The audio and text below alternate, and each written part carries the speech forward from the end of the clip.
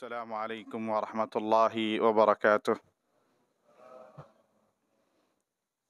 الحمد لله رب العالمين، وبه نستعين على أمور الدنيا والدين، والصلاة والسلام على أشرف الأنبياء والمرسلين، حبيبنا ونبينا محمد صلى الله عليه وسلم وعلى آله وصحبه وسلم تسليما كثيرا إلى يوم الدين. أما بعد، اللهم لا سهل إلا ما جعلته سهلا وأنت تجعل الحزن إذا شئت سهلا. رب اشرح لي صدري ويسر لي أمري واحلل عقدة من لساني يفقه قولي. اللهم إنا نسألك علما نافعا ورزقا طيبا وعملا متقبلا. اللهم علمنا ما ينفعنا وانفعنا بما علمتنا وزدنا علما يا رب العالمين. اللهم اهدنا وأهلنا وقومنا إلى صراطك المستقيم. اللهم أصلح لنا شأننا كله ولا تكلنا إلى أنفسنا طرفة أعين ولا حول ولا قوة إلا بالله. أما بعد، ikhwani wa akhwati fid din, saudara-saudaraku seiman dan seaqidah, insyaallah. Alhamdulillah, kita panjatkan puji syukur kepada Allah Subhanahu wa taala, zat yang telah mempermudah kepada kita semua untuk bisa berkumpul di sini dalam rangka melaksanakan kewajiban yang Allah wajibkan kepada kita semua, yakni salat maghrib secara berjamaah terkhusus bagi laki-laki, dan kemudian diiringi dengan kewajiban berikutnya adalah menuntut ilmu agama. Semoga apa yang kita lakukan ini berbuah menjadi amal saleh. Semoga apa yang kita lakukan ini adalah pertanda Allah menginginkan kebaikan kepada kita semua. Man yuridillahu bihi khairan yufaqihu fid din. Kata Nabi SAW, barang siapa yang dikehendaki baik oleh Allah, Allah akan fahamkan urusan agamanya. Allahumma amin, amin ya rabbal alamin. Salawat serta salam kita haturkan kepada Nabi kita Muhammad sallallahu alaihi wasallam, kepada keluarganya, kepada para sahabatnya, dan yang setia meniti di atas sunnahnya hingga hari kiamat kelak. Allahumma amin. Taib, ikhwani wa akhwati fid din, jamaah salat maghrib Masjid Al-Istiqamah yang dirahmati Allah Subhanahu wa taala, melanjutkan pembahasan kitab Al-Arba'in An-Nawawiyah, 40 hadis pilihan yang dihimpun oleh Al-Imam An-Nawawi rahimahullahu ta'ala. Kita sekarang memasuki hadis yang ke-18. Alaysa kadzalik? Itu yang dimaksud. Hadis yang ke-18. Hadisnya pendek, ayyuhal ikhwah. Namun kata para ulama, ini menyangkut segala kebaikan. Ya, bahkan ini adalah al-Islam.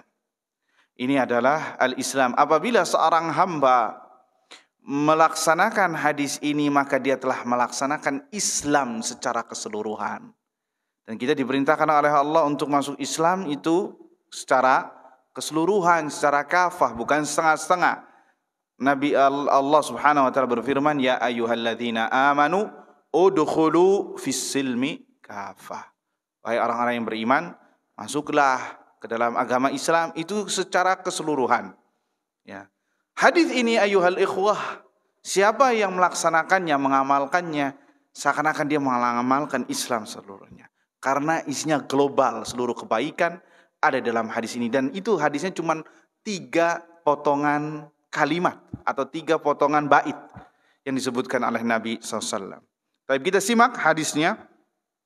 Hadis an Abi Dzarrin Jundub ibn Junadah wa Abi Abdurrahman Mu'adz bin Jabal radhiyallahu anhuma.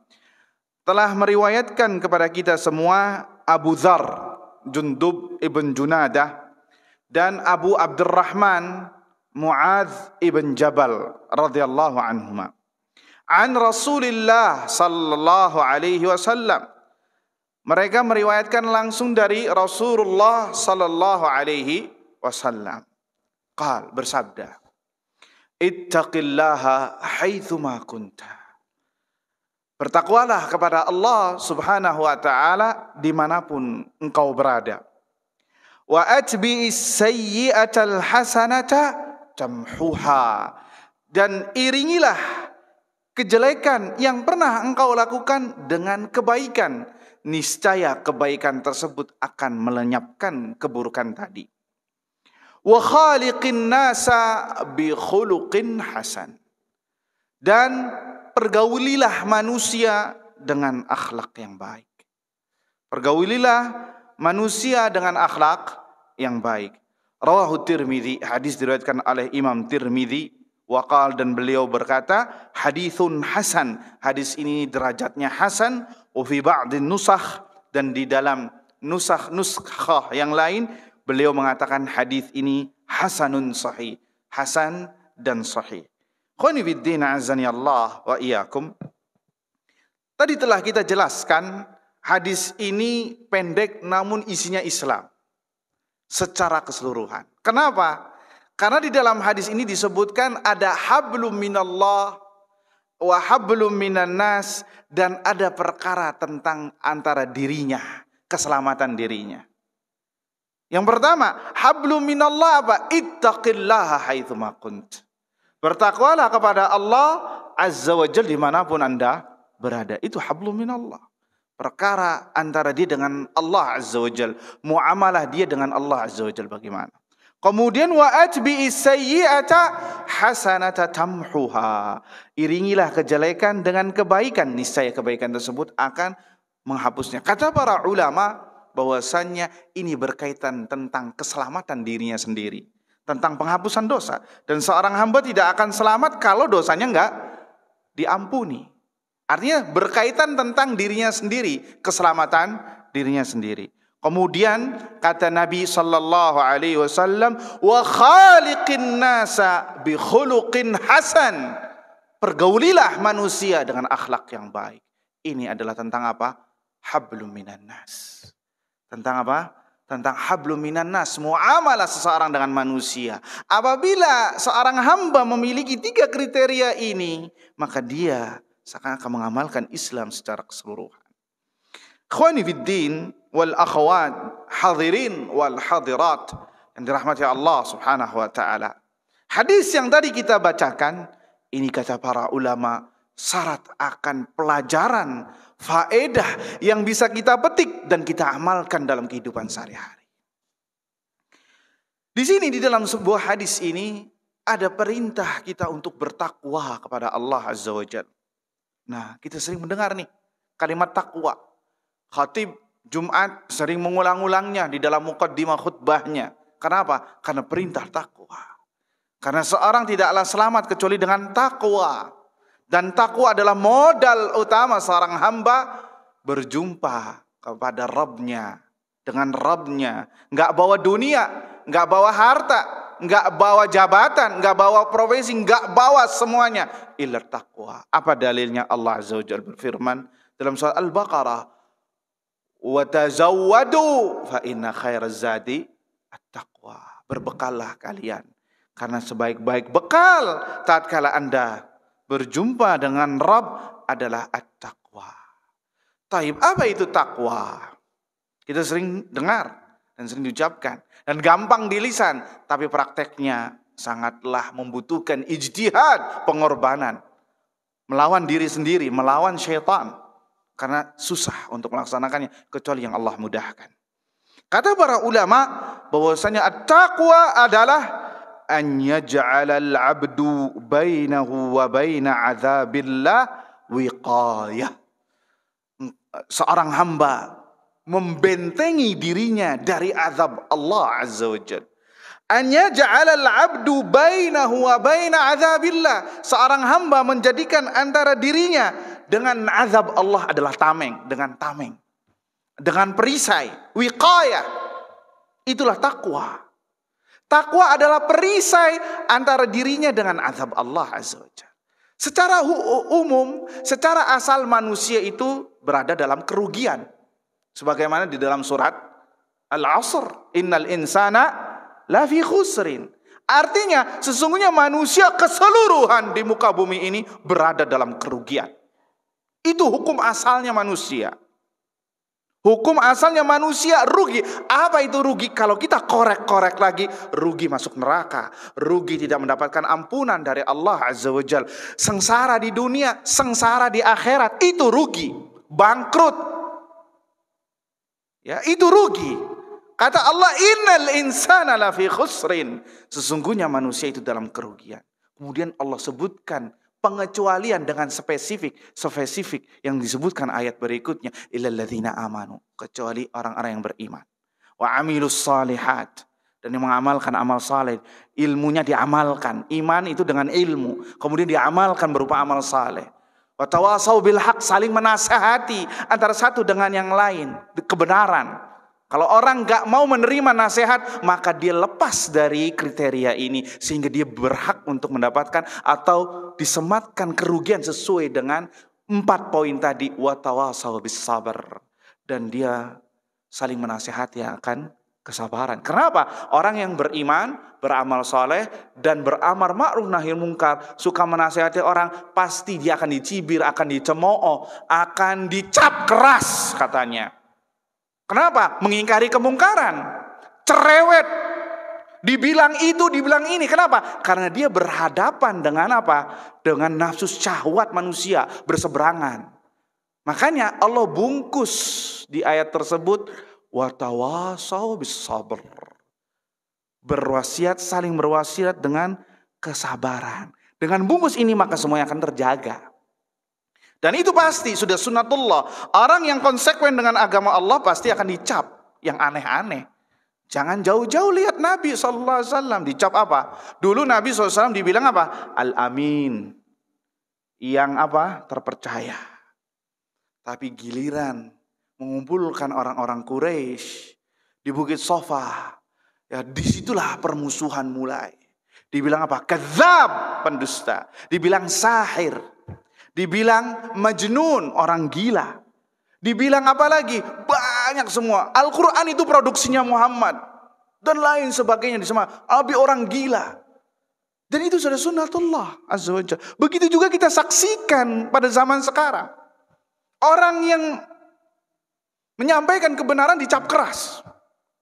Ini ustadznya keras. Kenapa? Gara-gara ngomong bid'ah. Gara-gara ngomong syirik. Gara-gara mengusik keyakinan masyarakat yang tidak sesuai dengan Al-Quran, dicap keras, sudah, jangan dipanggil lagi, jangan diapa-apain lagi. Ya, gara-gara menyebutkan satu ayat, gara-gara menyebutkan hadis yang bertolak belakang dengan hawa nafsunya, yang bertolak belakang dengan maslahat duniawinya, sehingga apa? Kelas. Cari orang yang kalau ngisinya tentang akhlakul karimah, tentang birrul walidain, tentang sholat berjamaah. Tapi kalau ngomong bid'ah, kalas. Jauh. Nah itu kaum muslimin sekarang. Kenapa? Karena mereka belum terlalu terbuka lebar tentang Islam.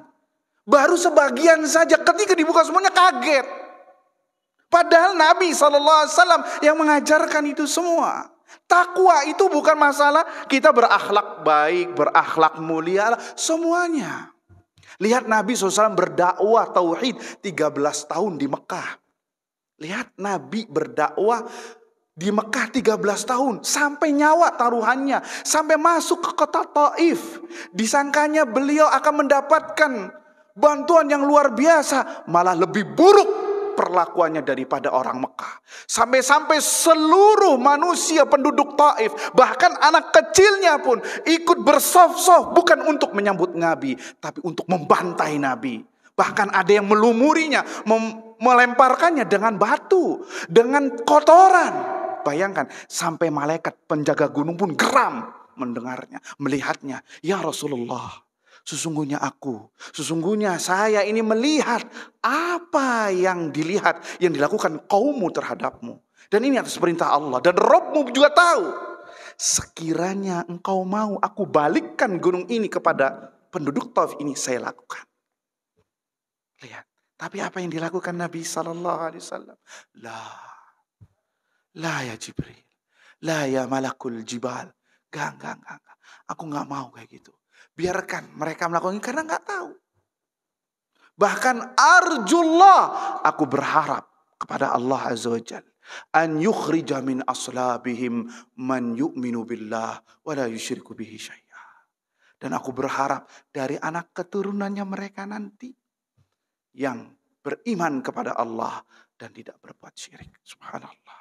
Lihat akhlaknya Rasulullah SAW. Allah ijabah doa beliau. Allah ijabah doa beliau tatkala Nabi SAW wafat. Semua orang Arab murtad kecuali 3 kota.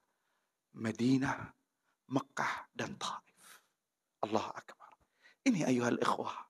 Kita harus berlapang dada dalam menerima kebenaran.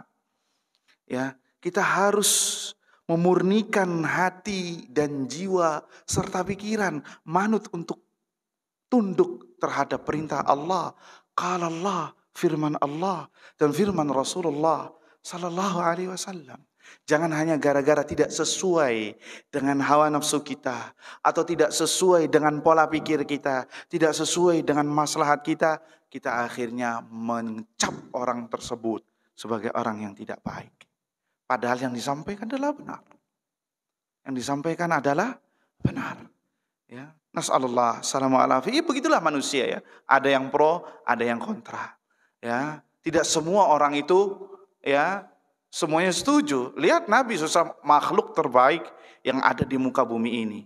Tapi lihat banyak yang memusuhi Nabi Sallallahu Alaihi Wasallam. Makanya kata pepatah Arab mengatakan ridhon nasi ghayatun la tudrak.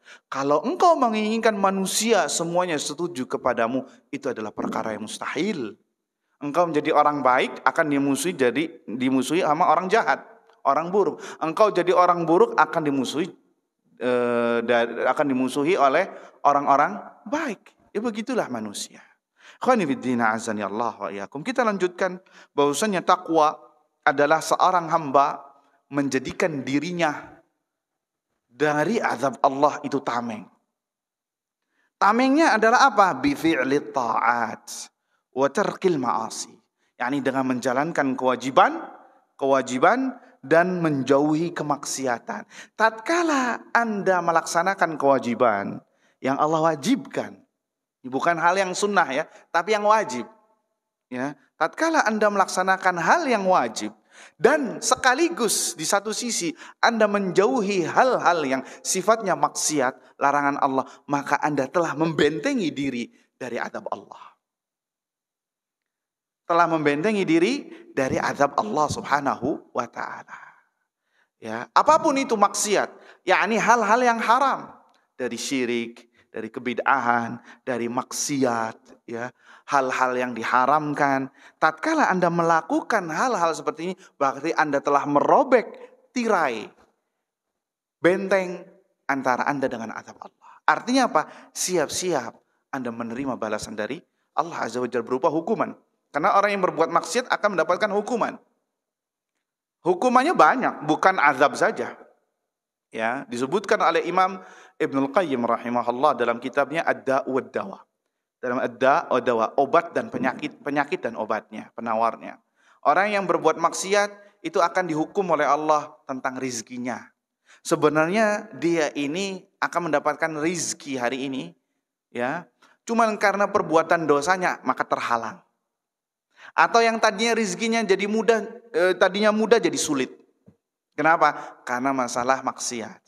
Ya, fa innal abda la yuhramur rizqa bisababi dzambin yusibuhu. Ya, ini sebuah hadis yang dhaif tapi maknanya sahih. Sesungguhnya seorang hamba akan diharamkan rizki disebabkan karena dosa yang ia lakukan. Ya, yang sebenarnya dapat rizki sudah di depan mata, cuman karena dosa nggak jadi, cancel. Ketemu sama orang, bisnis apa, nggak jadi, dipersulit dan lain sebagainya. Itu karena sebab dosa. Atau banyak kesehatannya dia terganggu. Ya, datang sakit, datang penyakit, kemudian sakit selesai ada lagi sakit berikut. Itu efek dari dosa yang tidak segera langsung bertaubat, meminta ampun kepada Allah Azza wa Jalla. Efek dari dosa juga keluarga. Istri gak nurut, ya, anak membangkang, yang tadinya nurut, birrul walidain, gak nurut, gak digubris omongan kita. itu disebabkan karena efek dosa. Itu yang paling mending. Yang paling parah, turun azab Allah Azza wa Jalla. Jadi bertingkat-tingkat sesuai dengan kehendak Allah Azza wa Jalla. Atau Allah simpan dosanya di azab di akhirat. Waliyadzubillah. Nas'alullah sama afiyah. Jadi jangan tergiur atau jangan ujub. Apa ujub? Jangan tertipu dengan sendiri. Nih saya berbuat maksiat, rizki lancar-lancar saja. Nih saya berbuat maksiat, kesehatan prima. Nih saya berbuat maksiat, nggak ada urusan apa-apa tuh, kalau bahasa kitanya fine-fine saja. Jangan bangga, bisa jadi itu lebih parah yang akan didapatkan. Itu dalam bahasa kamus syariatnya namanya istidraj. Apa itu istidraj? Diulur sama Allah. Terus diulur. Kapan? Nanti tunggu hari hanya. Falamma farihu bima utu akhadnahum baghtatan. Ya, tatkala mereka senang terhadap apa yang diberi, ya sampai lupa, sampai maksiat, akhadnahum baghtatan. Kami azab mereka dengan siksaan yang datang tiba-tiba. Sehingga enggak sempat untuk apa? Bertobat. Ya, enggak sempat untuk bertobat. Makanya orang yang mati mendadak, banyak orang yang komentator. Wah, ini bagus nih matinya mendadak, nggak ada sakitnya, nggak ngerepotin orang, ya, nggak nyusahin orang. Belum tentu. Ada dua kemungkinan. Orang yang mati mendadak bisa jadi itu azab, bisa jadi itu nikmah. Dilihat orangnya. Dan kita pun nggak bisa menjustifikasi langsung memvonis, nggak boleh. Ya. Kalau orangnya baik, ahlul masjid, ahlu ta'ah, ya, banyak melakukan amal saleh kemudian meninggal tanpa gejala dan lain sebagainya, fa'abshir lahu bil khair.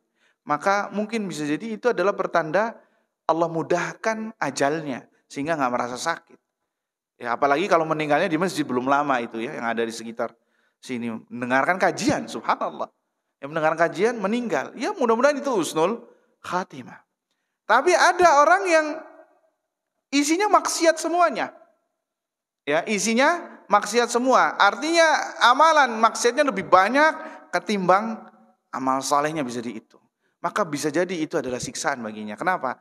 Sehingga Allah tidak memberikan kesempatan baginya untuk bertaubat.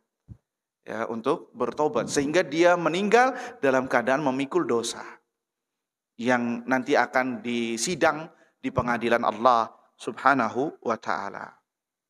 Ikhwani fid din wal akhwat, a'azzani Allahu wa iyyakum. Dalam riwayat, dalam pengertian lain, para ulama menjabarkan engkau menjadikan diri tameng dari azab atau murka Allah. Artinya itu sama maknanya. Ya, murka Allah, azab Allah. Murka Allah itu datang dengan ketika kewajiban ditinggalkan, ketika larangan dilabrak. Itu dua poin.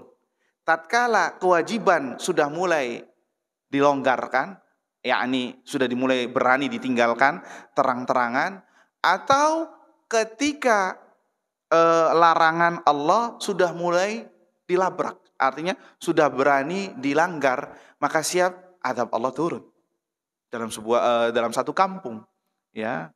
Makanya dalam sebuah hadis disebutkan kalau ada satu kampung tidak mengadakan, tidak menyiarkan azan, maka kampung tersebut telah dikuasai oleh syaitan. Ya, telah dikuasai oleh syaitan. Ya, nas'alullah sama wal afiyah. Makanya kenapa sih kita dilarang untuk berpergian ke negeri orang kafir? Kalau bukan karena darurat, karena hajat, karena ini sebabnya. Bisa jadi ketika Anda berada di negeri orang kafir, azab Allah turun. Kenapa? Negerinya orang kafir itu rawan azab Allah turun. Rawan. Kenapa? Orang-orang kafir, orang-orang musyrik. Ya, kemaksiatan di mana-mana bisa kita lihat. Enggak ada ketaatan di sana, apalagi yang tidak ada kaum musliminnya. Wah, itu hati-hati. Gempa bumi, tsunami, ya, gunung meletus, tanah longsor dan lain sebagainya, dan Anda ada di situ. Ya sudah. Ya, kalau azab Allah turun, ya susah untuk menyelamatkan diri. Hampir semuanya, kalau semuanya mati ya mati. Kecuali yang diselamatkan oleh Allah Subhanahu wa taala, tidak tebang pilih. Enggak saleh, enggak taleh. Ya, makanya Aisyah pernah bertanya kepada Rasulullah sallallahu alaihi wasallam, "Ya Rasulullah, anuhlaku wa fina salihun?" Ya Rasulullah, apakah kita akan binasa, yakni diazab, sedangkan di tengah-tengah kita ada orang-orang saleh? Di tengah-tengah kita ada orang saleh. Qala na'am, kata Nabi, iya. Iya.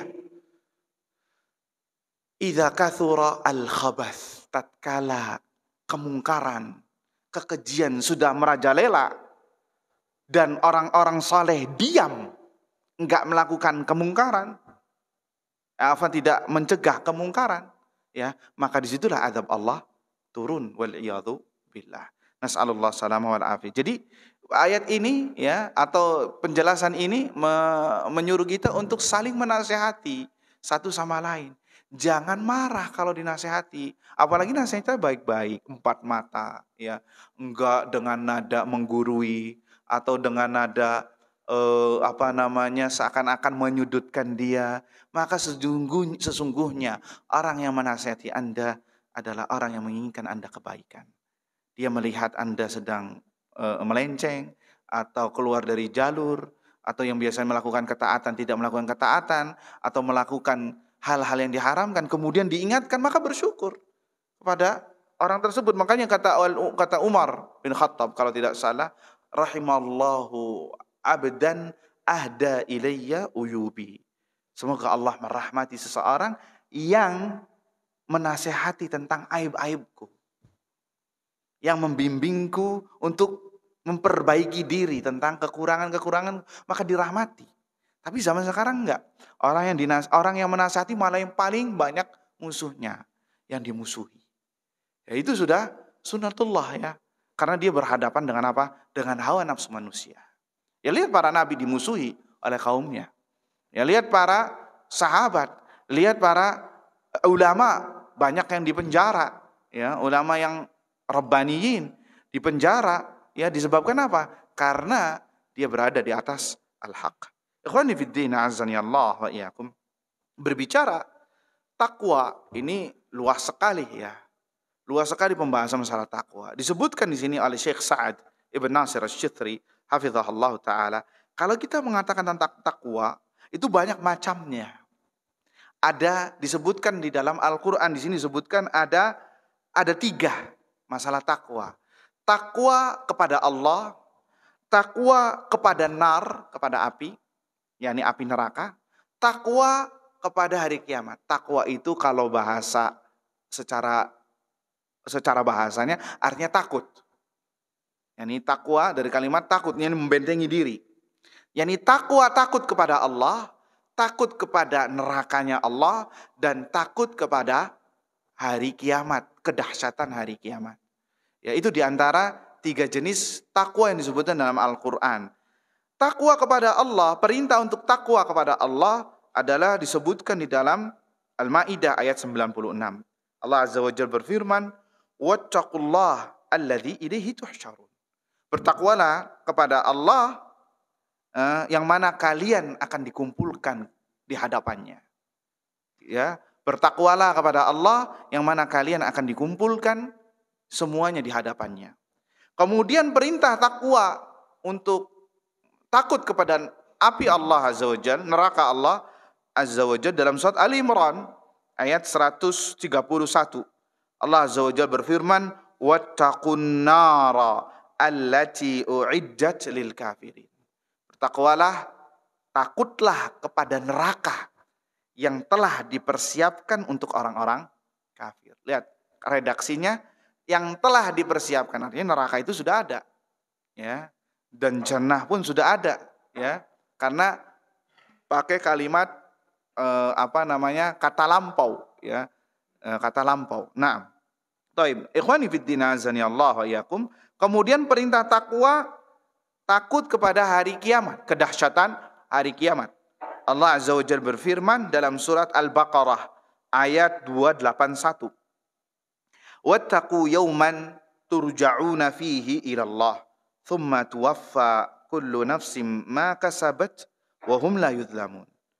Bertakwalah, takutlah pada hari yang mana turja'una fihi ila Allah. Semuanya akan kembali kepada Allah, yakni hari kiamat.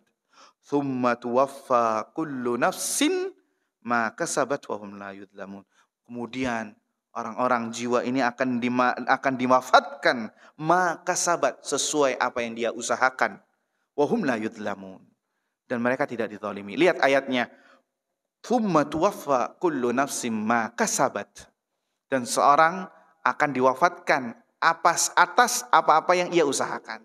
Jadi antum kalau ingin meninggalnya husnul khatimah, maka lihat amalan apa yang paling banyak dilakukan. Apakah amal saleh ataukah amal yang tidak saleh? Apakah kebiasaan antum lebih banyak kepada kebaikan ataukah kepada keburukan? Kenapa? Ayat ini mengatakan tsumma tuwaffa kullu nafsin ma kasabat. Kemudian jiwa itu akan diwafatkan atas usaha yang telah ia lakukan. Ya.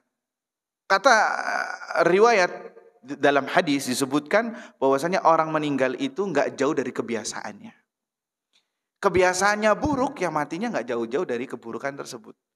Kebiasaannya ya baik, enggak jauh-jauh dari tersebut. Kebiasaannya dia sholat 5 waktu diiringi dengan sholat sunnah rawatib, ya enggak pernah lepas, maka meninggalnya enggak jauh dari hal itu.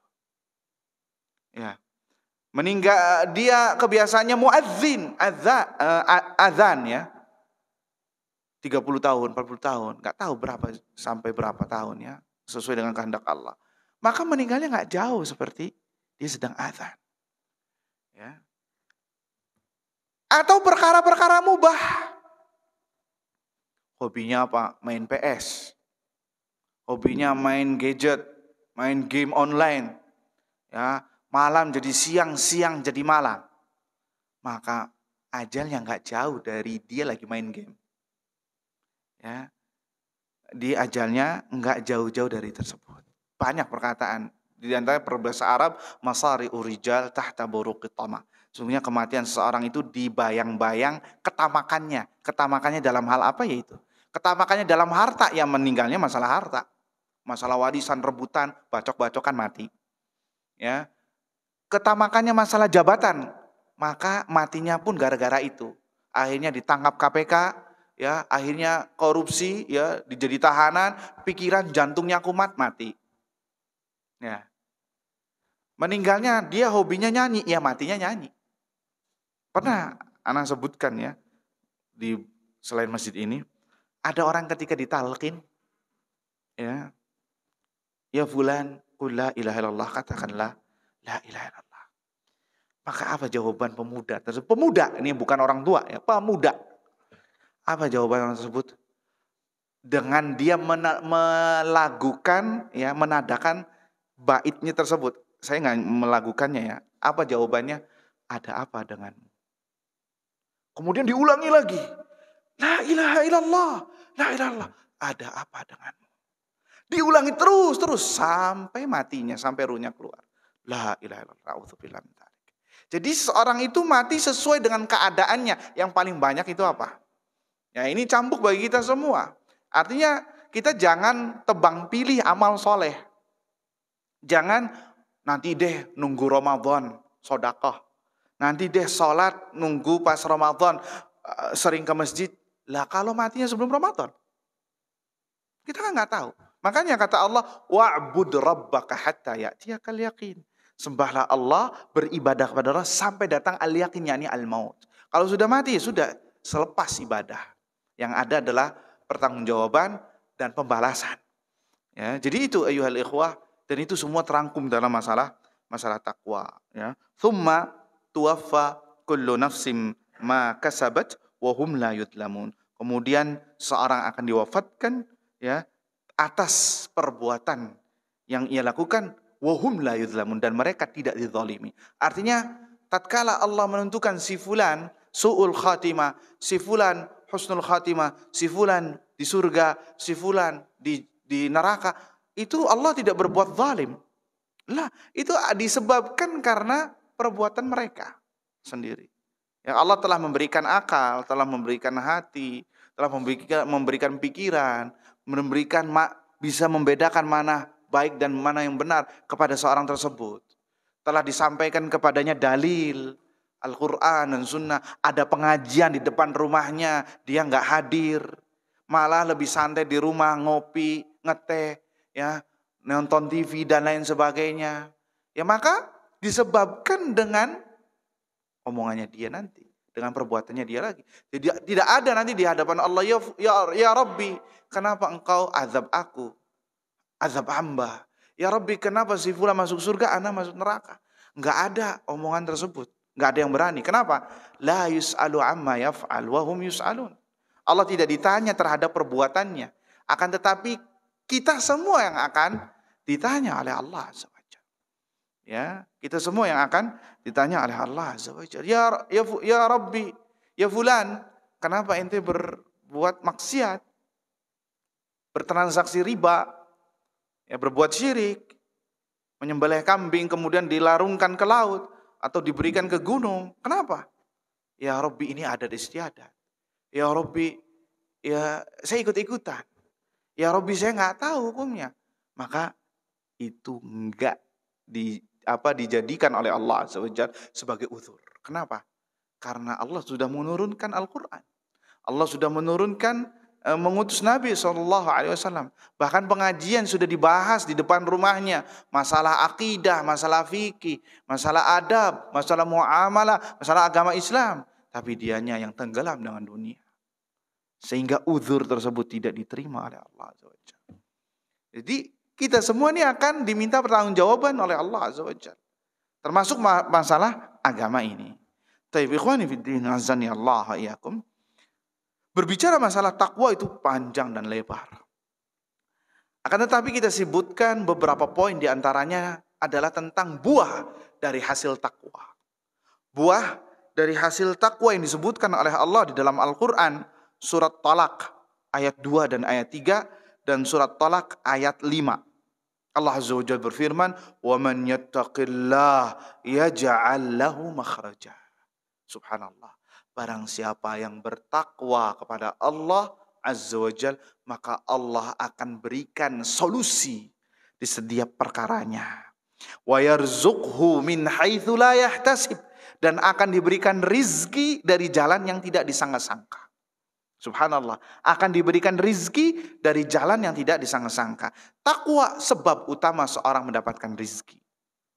Takwa sebab utama seorang mendapatkan keberkahan dalam rizki. Terkadang seorang dapat rizki tapi nggak berkah. Fulusnya cuman jadi terminal di dompet, ya, lewat begitu saja, habis itu hilang. Dapat slip gaji hari ini hanya hitungan hari, ya, nggak sampai seminggu habis. Anak sakit lah, istri sakit, atau dirinya sakit, habis berobat, habis, nggak berkah. Nah, takwa sebab utama keberkahan pada harta kita. Apa dalilnya? Wa yarzuqhu min haitsu la yahtasib. Akan diberikan rizki dari jalan yang tidak disangka-sangka. Rizki itu datang dari Allah, bukan karena usaha kita. Bahkan disebutkan dalam sebuah hadis bahwasannya sesungguhnya orang kafir itu apabila mengamalkan kebaikan, ya, mengamalkan kebaikan, maka langsung diberi cash imbalannya oleh Allah Azza wa Jalla, ya, di dunia. Kebaikan di sini bukan kebaikan dia salat, lah, kebaikan secara umum, yakni dia membantu orang lain, ya, dia berbuat baik kepada orang lain, mungkin dia birrul walidain, ya, menolong orang yang susah, itu kebaikan. Maka orang kafir apabila melakukan kebaikan akan langsung diganjar oleh Allah di dunia. Adapun di akhirat tidak dapat. Kenapa? Di akhirat dia nggak punya kehidupan kecuali neraka. Adapun orang beriman, ya, maka fa innallah yaddakhir lahu hasanatihi fil akhirah. Allah akan menyimpan kebaikannya di akhirat. Ya. Kemudian kemudian dia mendapatkan ganjaran di dunia disebabkan karena ketakwaannya atau amal solehnya. Jadi para ulama, amal soleh dan ketakwaan adalah sebab mendapatkan rizki. Sebab mendapatkan keberkahan dalam rizki. Dan rizki itu bukan hanya fulus saja, ya ikhwah. Ya ikhwah. Rizki itu banyak. Kesehatan Itu rizki dari Allah. Bukan karena kita pandai olahraga. Berapa banyak orang yang olahraga mati, main futsal mati, main badminton mati. Ya, kalau dianalisa jantung, ya iya orang mati semuanya jantungnya berhenti. Ya, ya kalau dianalisa serangan jantung, ya iya jantungnya mati. Ya nggak berhenti, kenapa? Dia sudah mati.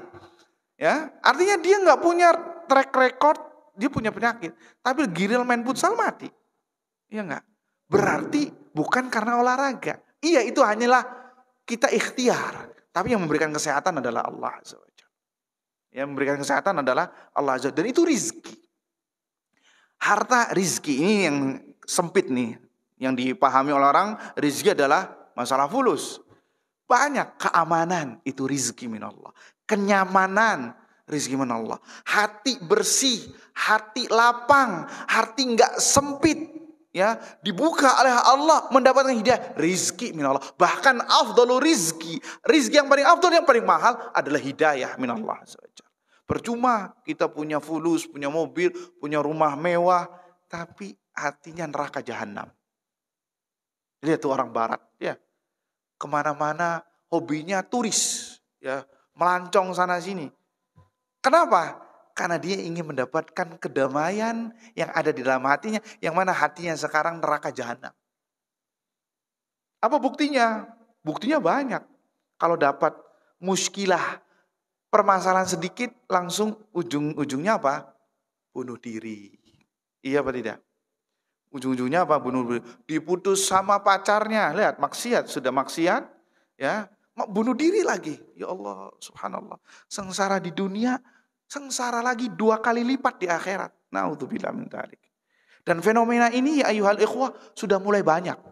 Orang yang bunuh diri di negeri kita, yang mana itu muslim, sudah banyak. Kenapa? Karena berkiblat kepada mereka yang doyan bunuh diri. Pola makannya, pola hidupnya, orang barat celananya disobek-sobek ya ikut-ikutan. Disobek-sobek. Padahal kalau ditanya kurang bahan, enggak. Ya, itu kenapa? Akhirnya keburukan mereka yang mereka dapatkan itu secara mau tidak mau tertular, teradopsi. Akhirnya bunuh diri di mana-mana. Naudzubillah min dzalik. Padahal agamanya kalau dilihat KTP-nya muslim, ya.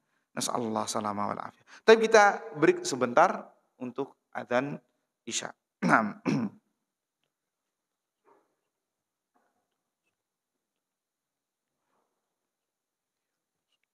Taib ikhwani fid din azani Allah wa iyyakum. Kita lanjutkan ya penggalan dari hadis Mu'adz ibn Jabal dan Abu Dzar Jundub ibn Junadah. Tentang hadis yang pendek ini, ya insyaallah kita akan bagi menjadi 2 sesi ya pada jadwal berikutnya karena waktu yang tidak cukup ya. Karena membahas masalah takwa saja ini faedah yang luar biasa ya, dan waktunya sangat sempit. Taib ikhwani fiddin azani Allah wa iyyakum. Makanya pada pembahasan ini kita hanya membahas masalah penggalan hadis yang pertama, ittaqillaha haitsu ma kunta. Bertakwalah kepada Allah dimanapun Anda berada. Adapun penggalan berikutnya wa ajbi sayyi'atal hasanata tamhuha, iringilah kejahatan atau keburukan dengan kebaikan, niscaya kebaikan tersebut akan dihapus. Dan wa khaliqin nas bi khuluqin hasan, dan pergaulilah manusia dan akhlak yang baik. Insyaallah kita akan bahas pada pertemuan berikutnya. Taib ikhwani fid din wal akhwat azzani Allah wa iyyakum. Dalam redaksi Nabi sallallahu alaihi wasallam kalimat ittaqillah haitsu ma kunt. Bertakwalah kepada Allah dimanapun Anda berada. Di sini ada sebuah perintah yang terselip kepada kita semua, bahwasannya takwa itu bukan di tempat terkhusus saja, ya, bukan di tempat tertentu saja. Balit taqwa yu'mar fi jami'il amkinah. Bahkan takwa itu kita harus melakukannya, ya, harus menghadirkannya dimanapun kita berada. Ya, dimanapun kita berada. Ya, entah itu di tempat yang ramai atau di tempat yang sepi. Entah itu ya di tempat yang orang melihat kita, ya, atau ketika kita sedang sendirian. Ya. takwa. Ini yang menjadi filter. Dan hanya Anda saja yang tahu seberapa besar kualitas Anda setelah Allah Azza wa Jalla. Anda yang tahu, saya ini takwa enggak ya? Apa saya hanya di masjid saja takwa? Atau ketika balik ke rumah, ya, tutup pintu, ya, kemudian tutup tirai, ya. Kalau di masjid dia jadi sahib, masya Allah, orang yang saleh, orang yang diacungkan jempol, ya, sahabatnya para malaikat, kalau kita katakan. Tapi ketika dia sendirian di kamar, jadi sahabat partner bisnisnya iblis. Ya, dibuka semua kedoknya keluar. Ya, apalagi sekarang, zaman sekarang gampang orang bermaksiat dan dia di kamar. Ada gadget, ya, ada laptop dan lain sebagainya. Buka sana sini, jannah wan nar, semuanya ada di situ. Apa yang bisa memfilternya, yang bisa menjaga at-taqwa? Maka hadis ini menjadi pecutan bagi kita agar kita takwa bukan di tempat ketika orang melihat kita saja. Bukan ketika kita di masjid saja kita takwa, menjaga wibawa masjid, selalu melaksanakan ketaatan kepada Allah Subhanahu wa taala, tidak melakukan hal-hal yang bisa mengotori masjid, bahkan mengurangi wibawa masjid. Ya, dengan hal-hal yang sia-sia atau hal-hal yang mengotorinya, bahkan dia menjaganya. Luar biasa, melaksanakan ketaatan, tahajud, subhanallah. Tapi giliran di rumahnya dibuka kedoknya. Nah, hati-hati. Ciri ini adalah ciri orang munafik. Orang yang munafik, hati-hati. Ditakutkan orang seperti ini, na'udzubillah min dzalik. Nas'alullah salamah wal afiyah, su'ul khatimah. Makanya antum mungkin pernah dibahas sama Ustadz sebelumnya hadis yang yang ketiga ya. Hadis yang keempat. Tahu nggak? Seseorang mengamalkan amalan ahlus surga. Sampai antara jarak dia dengan surga itu 1 jengkal. Akan tetapi takdir berbicara lain. Dia mengamalkan peramalan ahlun nar, kemudian fayadkhuluha, dia masuk neraka. Kenapa? Kata para ulama, orang seperti ini banyak tafsirannya, pendapatnya. Di antara tafsir yang paling terkenal atau penjelasan tentang yang tadi kita sebutkan hadisnya adalah orang yang apabila di hadapan orang banyak, dia saleh, dia takwa, orang beriman, pemuda masjid, remaja masjid, orang sungkan kepadanya, berwibawa. Tapi giliran nggak ada yang melihatnya, dia melakukan hal-hal yang dilarang oleh Allah Azza wa Jalla. Akhirnya dia meninggal dalam keadaan su'ul khatimah, biar orang tahu dia itu aslinya seperti itu. Kenapa? Karena dia tidak jujur takwanya kepada Allah Azza wa Jalla. Dia hanya bertakwa basa-basi di hadapan manusia. Tapi giliran di rumah sendirian, dia berselayar kemana-mana, labrak larangan Allah Azza wa Jalla, maka Allah hukum dia mati dalam keadaan bermaksiat sehingga masuk neraka. Jadi hati-hati. Ini semua bisa berpotensi kepada kita semua. Saya dan Anda masuk dalam hal ini. Ya, bukan berarti saya berbicara seperti ini, saya nggak terkena dalam nasihat ini. Saya juga masuk. Ya, saya dan Anda jangan sampai seperti itu. Ya, berusaha berijtihad kepada Allah. Kenapa ya ikhwah? Karena syaitan itu pintar. Ya, syaitan nggak menggoda Anda ketika Anda di masjid. Tahu Anda yang sholat, tapi menggodanya ketika pulang, ketika sendirian. Makanya kalau perkataan ulama, syaitan itu kuat tatkala kita sendiri. Makanya nafsu syahwat keluar, membesar, pengen ini, pengen itu, terlintas ingin maksiat tatkala sendiri. Tapi giliran kayak di pengajian, ada nggak nafsu syahwatnya keluar? Nggak ada. Ya, kenapa? Syaitan membiarkannya. Ya, syaitan membiarkannya, walaupun dengan cara yang lain. Ya, agar nggak dengar kajian tidur. Ya, agar nggak dengar pengajian dibikin sibuk. Ya, keluar habis sholat maghrib, nanti dulu deh males main ngopi. Nah itu cara setan. Ya, tapi menjauhkan dari kebaikan.